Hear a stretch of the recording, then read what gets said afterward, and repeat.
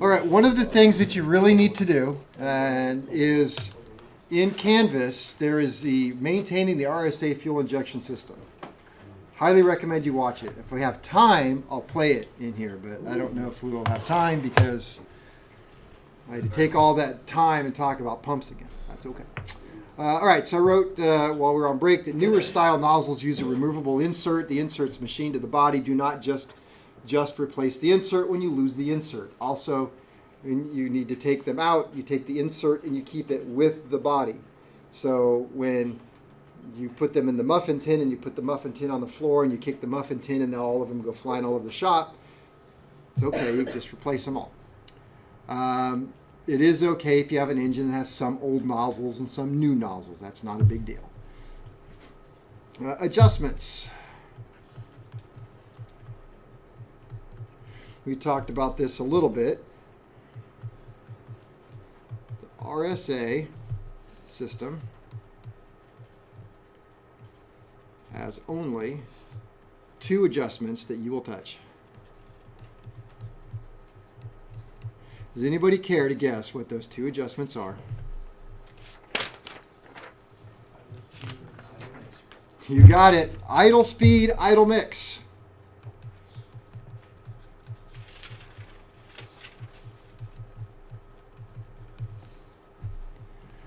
Rest assured, I will ask you on the oral for this. How do you adjust it? Idle speed is adjusted like everything else we've encountered. There is a set screw that simply adjusts the amount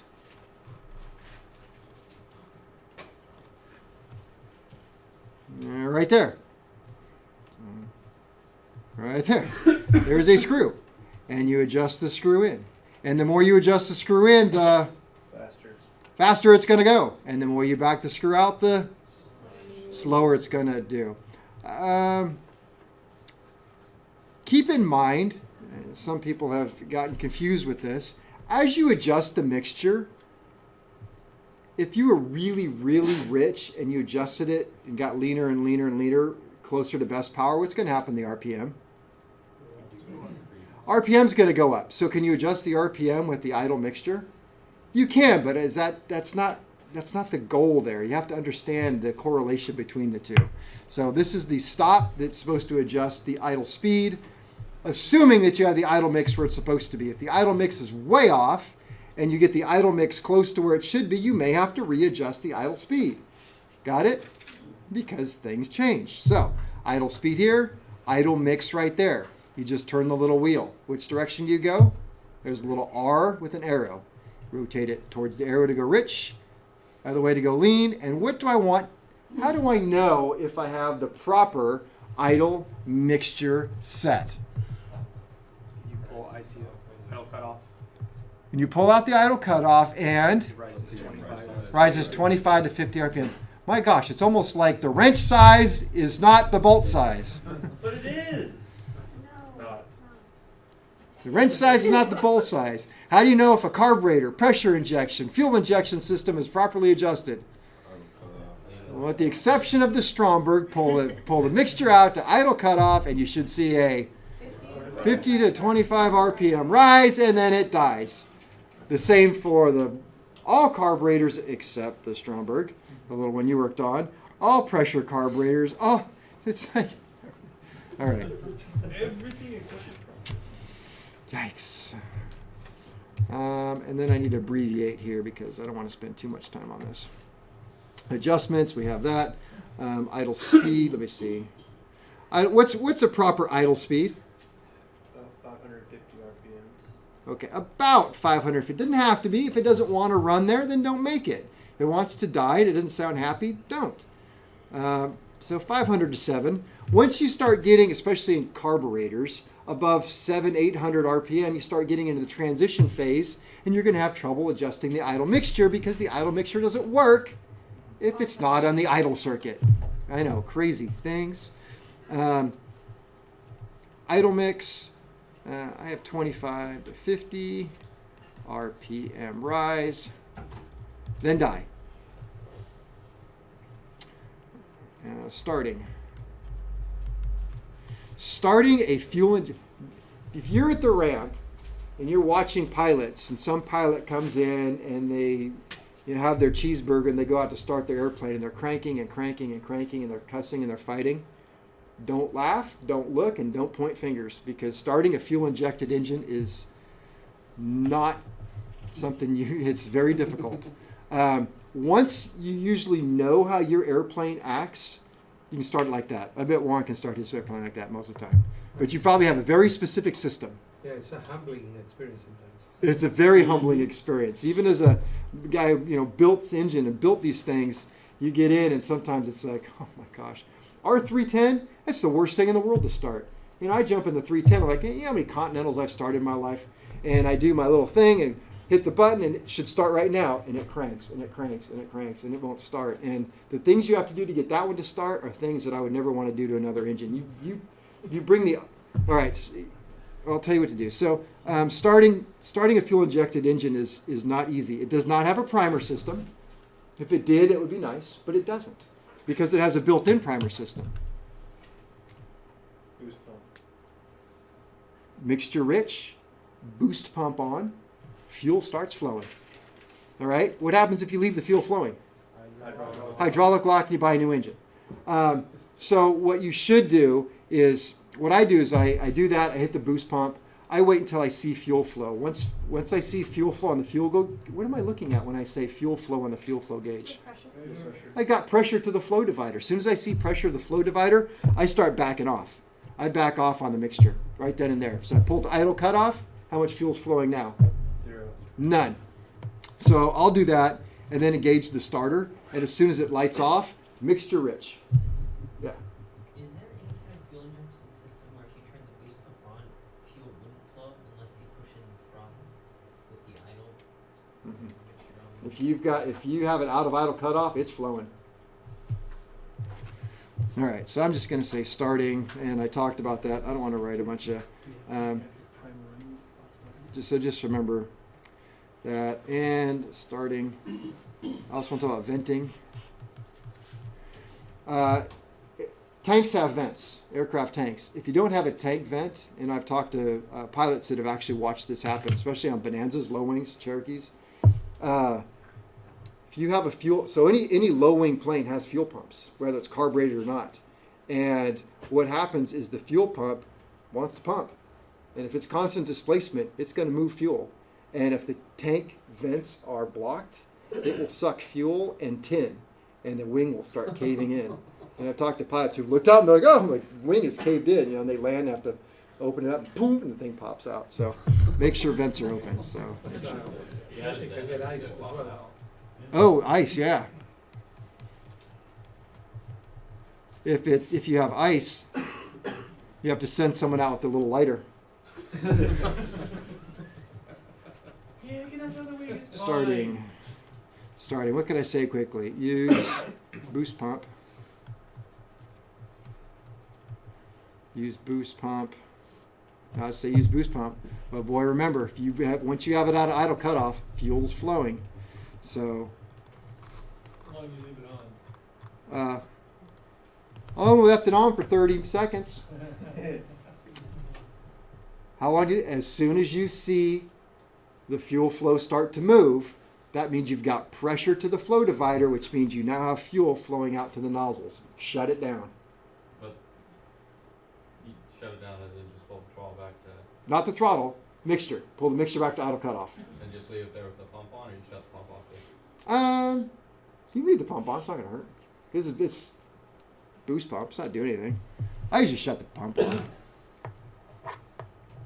But always an auto cutoff. And then if you flood it, then that's fun. And some people just do that on purpose. I mean, it's just the way they do it. They leave it on open, and then the fuel runs too long, and then it floods the engine, and then they bring it back to idle cutoff. Then you have to bring the throttle all the way open to let as much air as you can.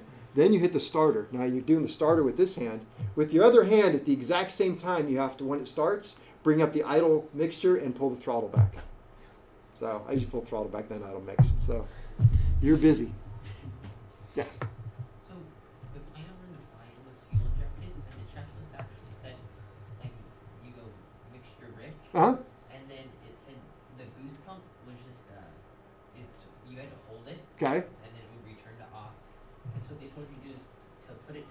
Uh-huh. And then to adjust they said to push in the throttle until the fuel flow said 5. Okay, that's Continental.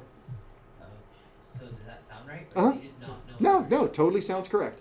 Because in a Continental, when you're doing that, you're actually, we'll talk about in a minute, you're changing orifice size. So it lets more fuel go. Okay. So when you have it back in idle, not much is going to go. You bring throttles up on a Continental in idle, without the engine running and boost pump on, you got a lot more fuel. So you can really control that with a Continental. All right. I think we're ready for this one.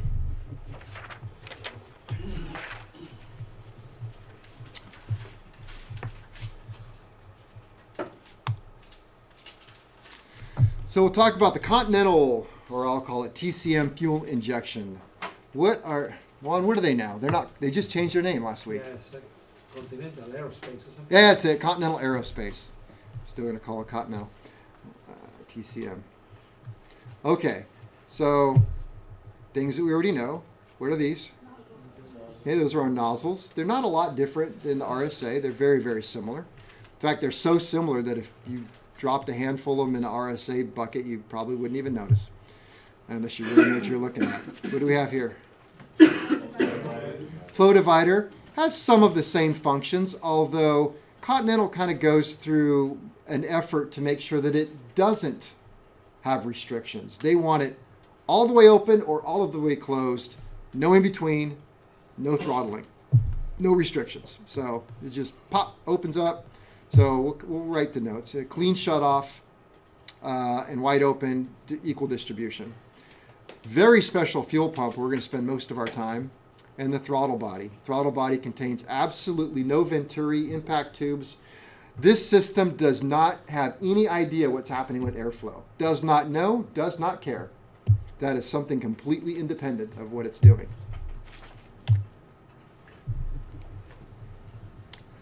All right, so this is a very simplistic version of what the fuel pump is. So this entire thing is the fuel pump. So first thing I want to start is engine's not running. It's on the ground, not running. We have to start it. How are we going to start it? How are we going to get fuel to the engine? Same way we've done with the other system. Boost pump. So I turn on the boost pump. Fuel is going to come in here to the swirl chamber. Can it go through the constant displacement pump? No. So it comes around here to a little check valve. One-way check valve. Pops it open, flows up through here, and finds its way to the fuel control unit. Pretty simple, isn't it? All right. So we've done that, and the engine starts up. As soon as the engine starts up, this is going to start rotating. And as it starts rotating, this is fuel from the boost pump, but it's also from the tank, right? Okay, so fuel starts flowing from the tank into the swirl chamber, through here, over here, and the pressure is going to build up and shut this off. So as soon as this pump pressure is more than the boost pump pressure, this is now shut down. Sound familiar? Okay.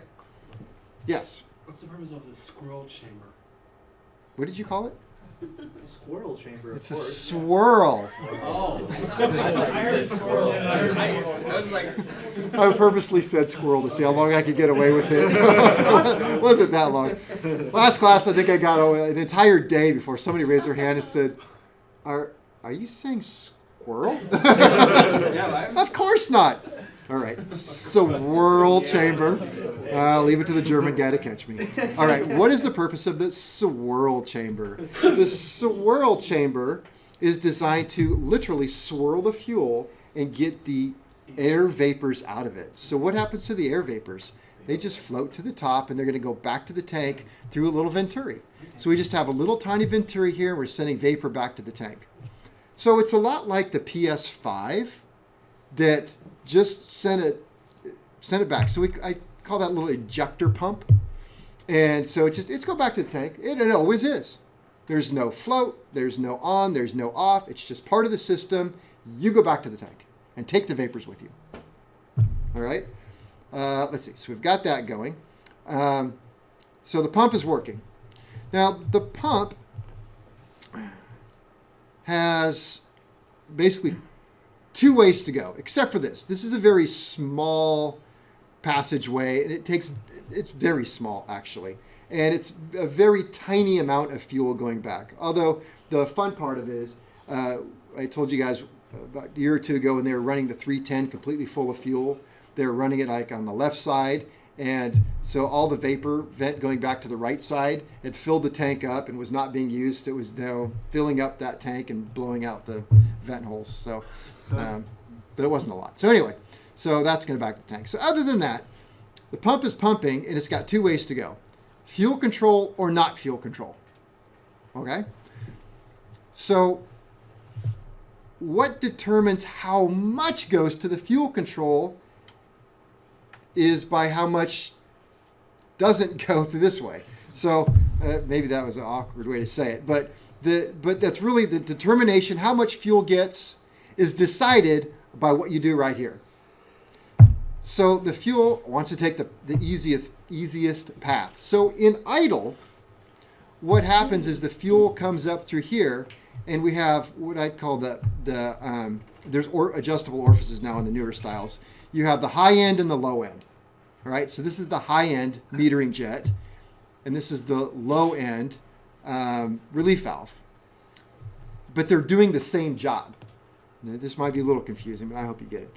So at idle, what happens is pump isn't putting out that much fuel because the pump isn't moving that fast because the pump is engine driven. It's critical that this is engine driven. If I took this pump off and put it on electric motor, the system wouldn't work, because this all has to be proportional to engine speed.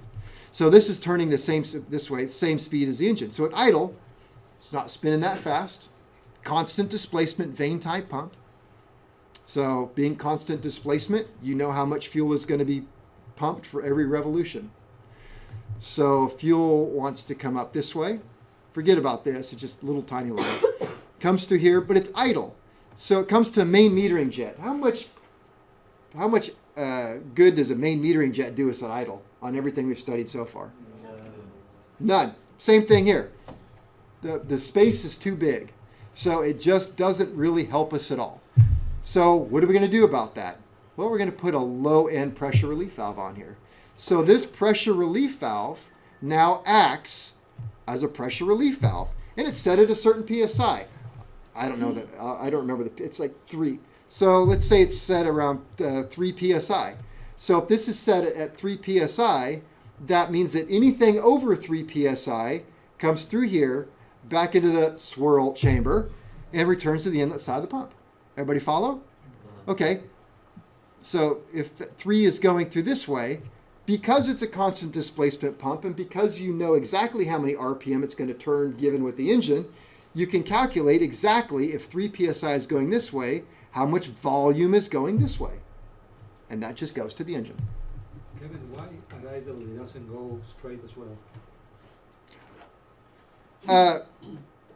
Don't think of it as actually this way. Okay. So it's when you take them apart, you'll see that it's a little different than this. But it does. It wants to go this way and that way. But this way we'll have to get into that with all of its restrictions and stuff.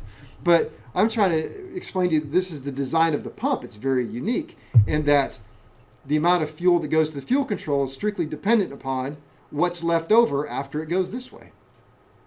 All right, and how do we determine what's left over? Well, so we have the low end adjustment, which is a pressure relief valve. So if I've set this pressure relief valve for, say, 3 PSI, and I now give it max throttle or bring up the throttle, what's going to happen? Well, this is only set for 3 PSI, so it's going to go wide open.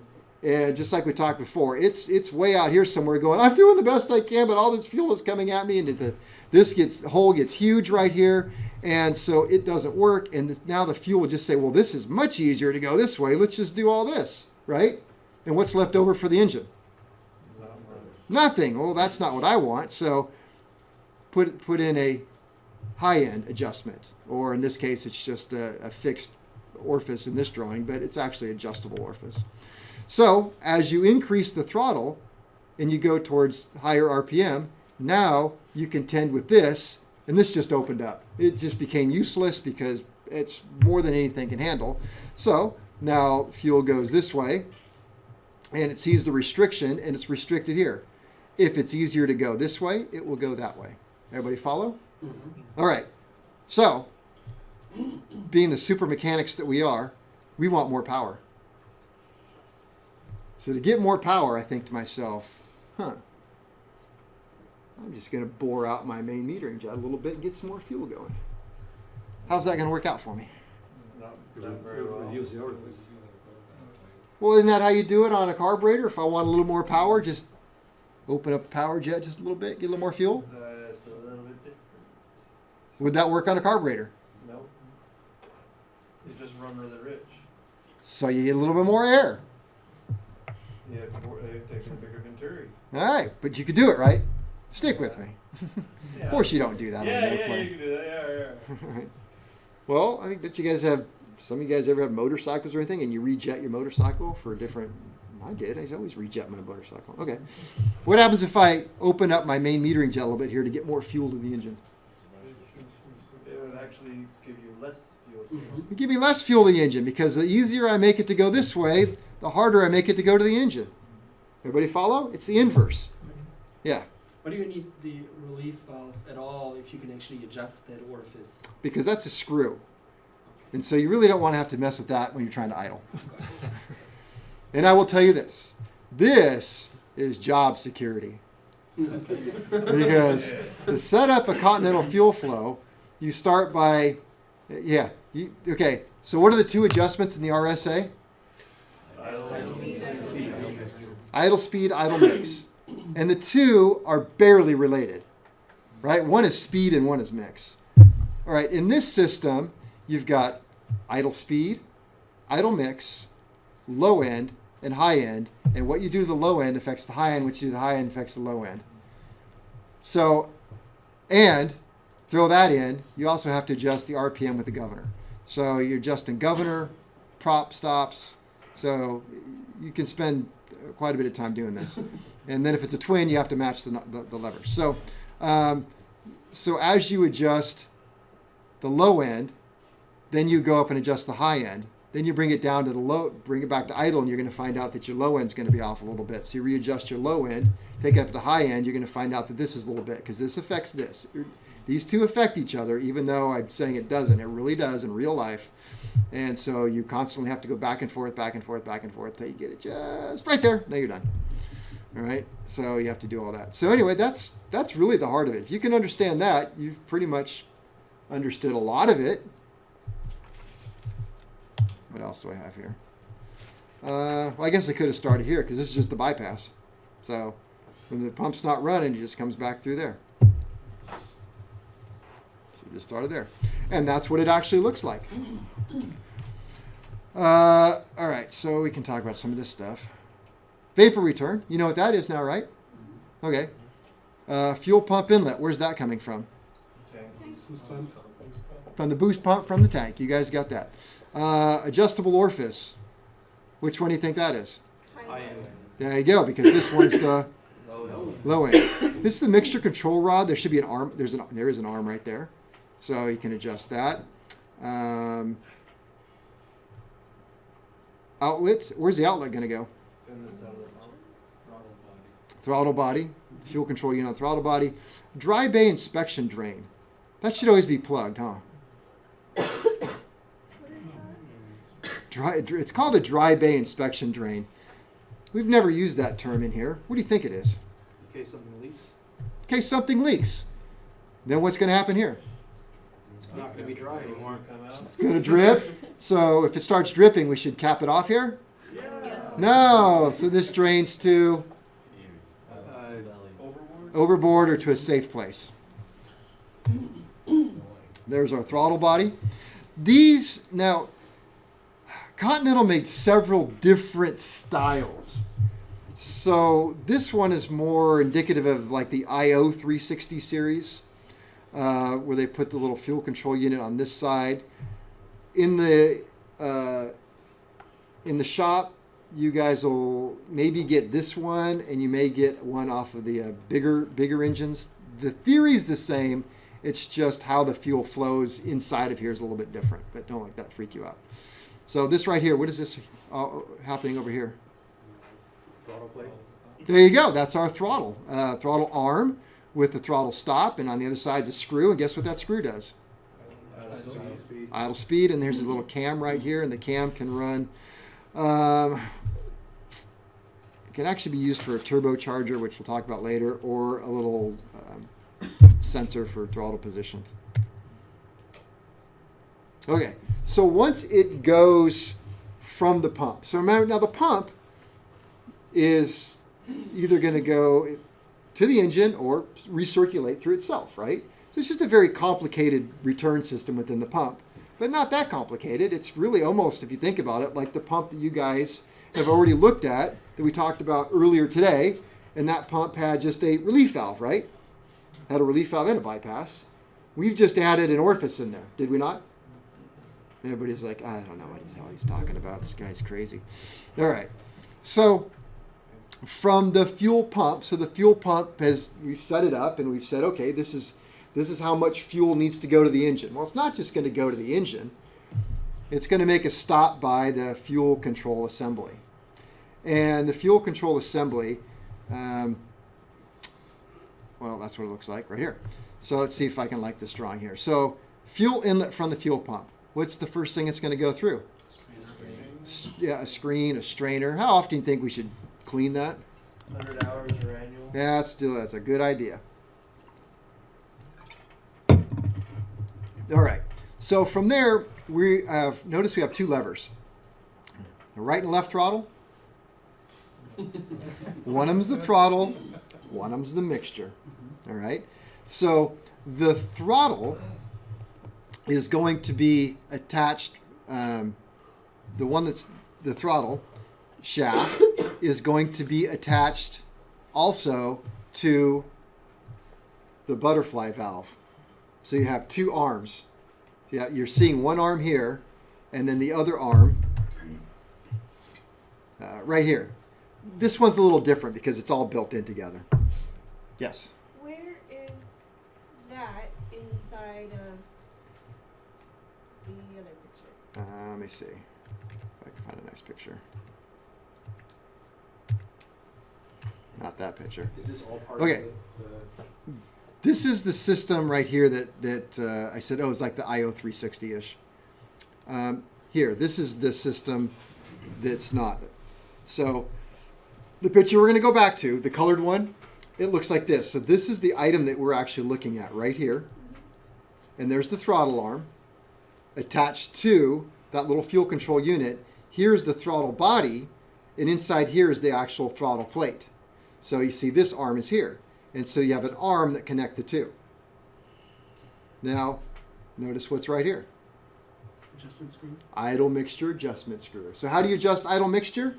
By adjusting the screw, it adjusts how close and how far apart these two items get. So as it gets, if you closer be, I think it's leaner, you're going to close the throttle plate and restrict a little bit more fuel. Back it off, and you change that relationship. So we're looking at this item right here, bolted to the side of the throttle body. That's our pump. That's what well, we can look at this. So the flow is, okay, and here's another representative of that right there. So we have our fuel pump, so fuel inlet from tank. It's going to come into, what's the first thing? Swirl. Yeah, swirl chamber. It is going to have two paths. So the swirl chamber comes up, has a little ejector assembly right there. It goes back to the tank. That's the little venturi. And so it has to have fuel coming through it at all times to make the little ejector. Through the swirl chamber, we have somewhere in here, we have the low end adjustment relief valve, and we have the high end metering orifice. From there, it is going to go out the pump. What do we have here? Fuel pressure. Fuel pressure. All right, so we have fuel pressure gauge. It's going to come into the fuel control unit through the what? What was here? It was a screen. Okay, strainer screen. All right, then it's going to, we'll talk about what it's going to do here, but it's going to have more or less two choices once it gets in here. It can go back to the tank, or it can go off to the manifold valve assembly, which notice they call it a manifold valve. That's why I was stumbling yesterday, because I kept wanting to say manifold because it's called a distributor, not distributor, it's called the flow divider. See, flow divider and manifold valve assembly. I just want to call them all flow dividers. Anyway, then we have the metered fuel pressure, which is usually calibrated in gallons per hour, pounds per hour, something like that. What kind of pump is this? Rotary vane, which is classified as what kind of pump? Constant displacement. Constant displacement. So it must pump. What happens if I tell it it can't pump? It will break. It will break. So it must be able to pump. So that's why one of the things is it's pumping, and we're telling it, hey, this much fuel has to go to the engine, right? Remember, out of the pump, it had two ways to go: recirculate and back to the engine, right? Also the ejector pump, that's very tiny. So if I only give it 2 paths, I have to make sure that there's enough room for that fuel to flow. And so it is going to go this way. And when it comes this way, it's going to get in here. Now, if I shut off, I say idle cut off, I'm just going to idle cut off. I'm going to shut it off. Well, that's going to break something down here because that fuel has to go. So you have to be able to send it back to the pump during idle cutoff. But you don't have to do it very long, because what happens when I go into idle cutoff? The engine dies anyway. So, but as I pull back on the mixture, I want to be able to send what I don't send this way back to the pump. So it's coming through here, back to the pump, or this way. So you have 2 choices here. Recirc to the fuel control. Gets to the fuel control, 2 choices: off to the engine or back to the pump. And then once it's here to go into the engine, you're going to the engine, then you get here, and then of course you have all your nozzles. All right, so back to this right here. So fuel comes in. First thing it's going to come up to is the mixture control. I'm glad they put that there. So mixture control. There's some really cool stuff you'll get to look at in lab about how these holes line up and stuff and what's happening in there. These springs just keep pressure on everything so that they stay sealed next to each other. They're flat plates. So it's going to come in here, and these little orifices are going to decide if it's going to go off to the engine, or it comes through here, or back to the pump. No big deal, right? And so what we take what's left over here, and we run it through another set of adjustable orifices that decide how much is going to the engine versus not. And what that is, remember, this is attached at the same time to the butterfly valve. So it's just an orifice that gets wider. So as you advance the throttle, then this gets wider and allows more fuel to go through. Not a big deal, right? Okay. Same thing. Let's see. Inlet through the screen. It's just going up this time. Return, metered outlet. I don't know if this drawing's any better. Then we get to the flow divider. Should we do flow divider? Yeah, we can do. Like I said, the flow divider is kind of cool, how this one works, in that it kind of preloads a little plunger.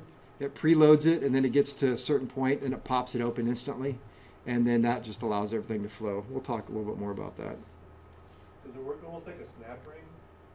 No, not really. Well, since we're going through pictures, this is called a portatest.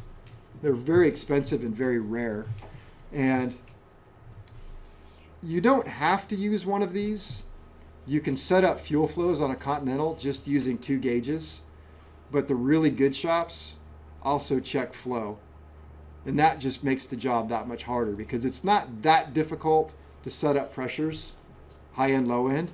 It's very difficult to set up pressure to match an exact flow, because then you bring your range in really narrow where it's gonna where acceptable is.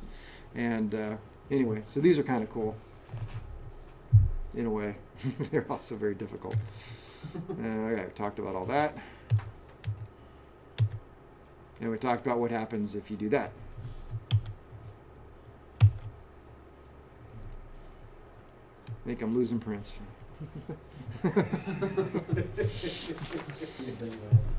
All right. Well, we have time here. So, all right, we'll take some notes. 4, Continental fuel injection.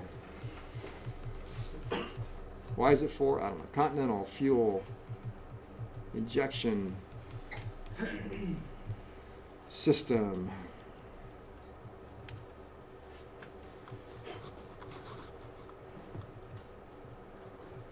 All right, what can we say about this one? Unlike all other fuel controls,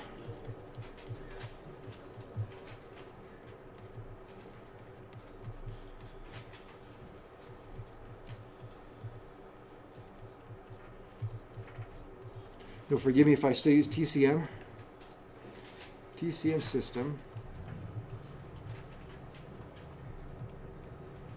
does not measure air.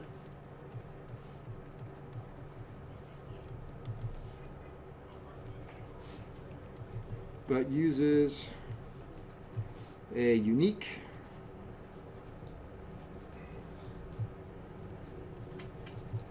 fuel pump to deliver the proper amount of fuel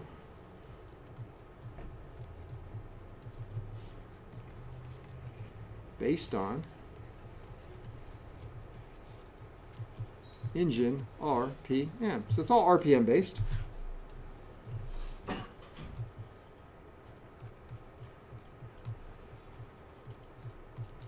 The 4 basic units of the system include the highly specialized fuel injection pump, let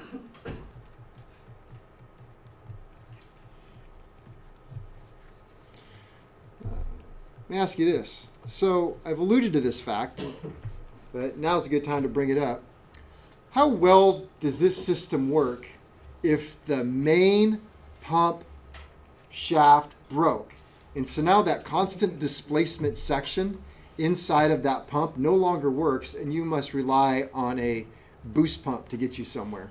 Terrible. It doesn't. Not The- very No, well. it works, but it's not It works somewhat. perfect. It'll keep you alive. It'll keep you alive. Okay. Have you have you ever experienced that with yours? It'll take you to the Yeah, crash but- site. No. I thought that the engine driven failed, but it wasn't the case. Okay.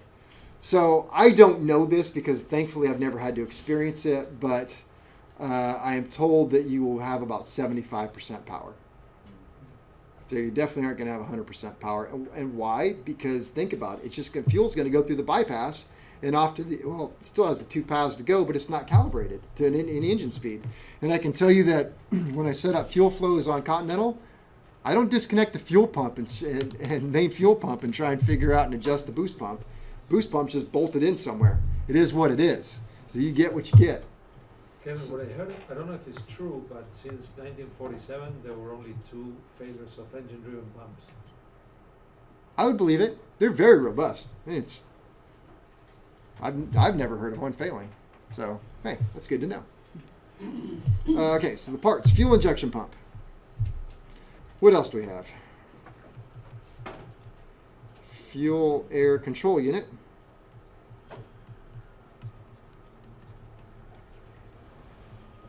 Which I could divide off into throttle body and the fuel control unit. They're bolted together, but to me they're more separate. Manifold valve.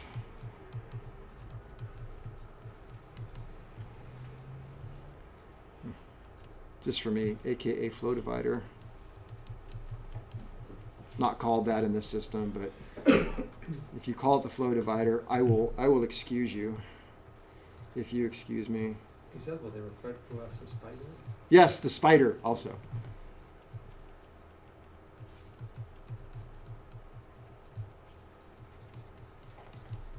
And the fuel discharge nozzles.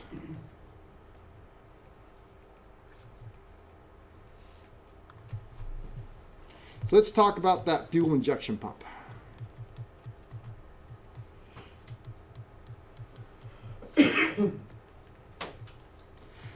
What kind of pump is it?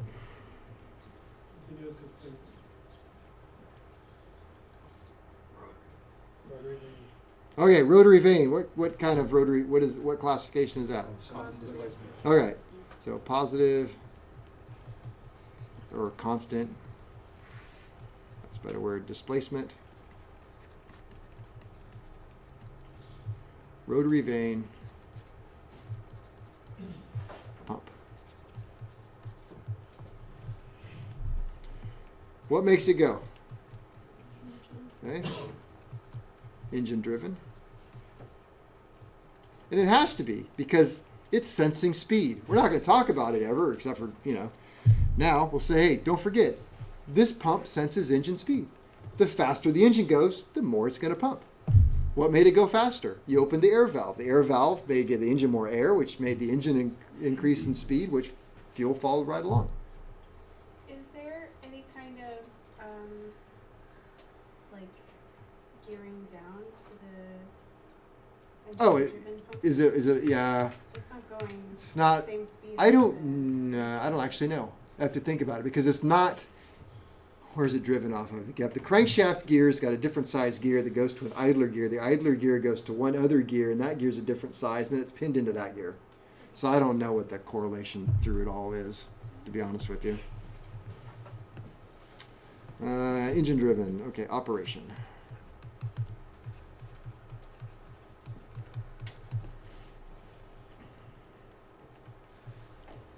So fuel enters the SQUIR. No, it's not swirl. Sorry. Swirl.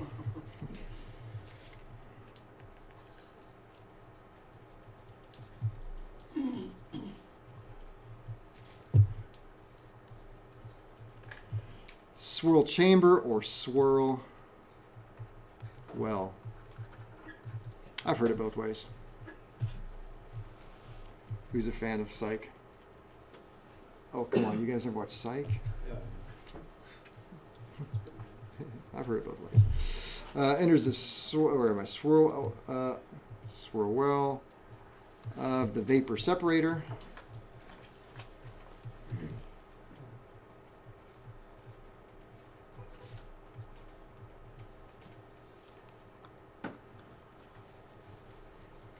To this swirling of fuel allows vapors to separate and float to the top. The swirling of fuel allows vapors to separate and float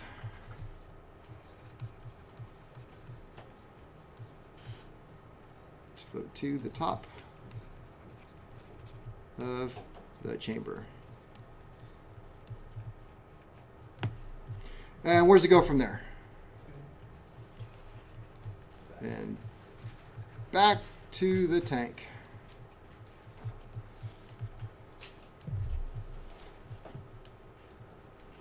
All right, so it goes through the swirl chamber. Some stuff goes up to the top, back to the inlet, back to the tank. The rest of it enters the pump. So then fuel enters the pump proper. Goes through the pump. Fuel is then either sent to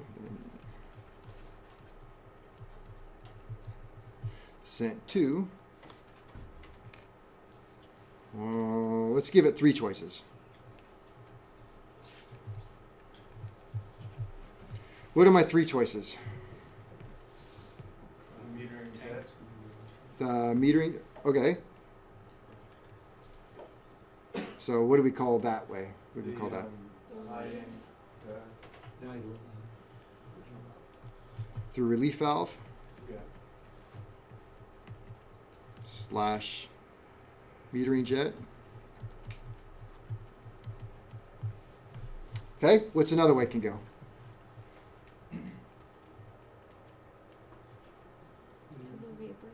Vapor return, okay, I like that. Vapor ejector. Automatic. I'll accept that, but idea. I can't, we're in the pump. Pump outlet. Oh, hang on. So it's got to go somewhere else before I can get to the Fuel float control divider. unit. Fuel control unit, very good. So to the fuel control unit. The fuel control unit houses the throttle, I should say the throttling orifices and the mixture orifices. All right. I have a note for vapor ejector. I'll just tell you, it's vapor ejector is a small pressure jet of fuel which feeds into the return line and carried back to the tank. And I can tell by the sound of the zippers that you don't go away mad, just go away.